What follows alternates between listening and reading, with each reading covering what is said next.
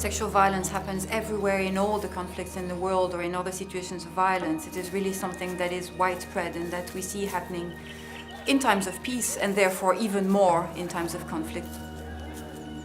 For humanitarian workers, it is also an invisible phenomenon because the victims will not come forward and talk to you like other victims would do.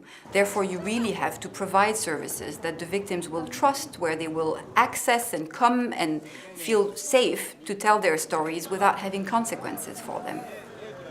I can give you an example, a very recent example from the Central African Republic, where we had a number of victims that went to a hospital where ICRC staff was working, and we referred them to a health center to be tested for sexually transmitted diseases.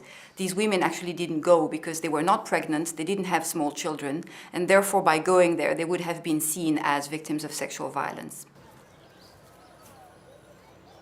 Mimi wakati nilibafikiaka nilikuwa nasikia haya na kuona sa vile mtu mweko buchi mbarabara.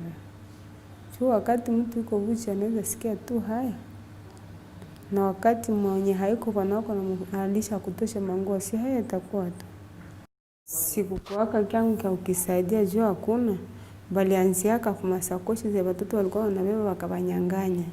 Waza banyanganya, bamenikata kamba yenye ilikuwa mkiuno, ilikuwa franga za watu za likirimba $100. Wakanitia silaha hapa kushingo. Ukikatala tunakuua.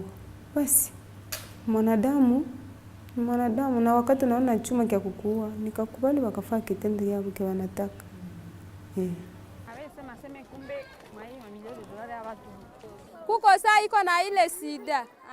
Les hommes réagissent en niant cette réalité. Ils disent que ce sont l'affaire des femmes, parce que c'est la femme elle-même qui s'est fait violer.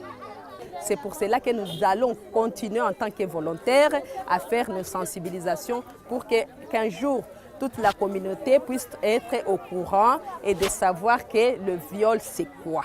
Et la femme puisse avoir un jour sa place d'être femme.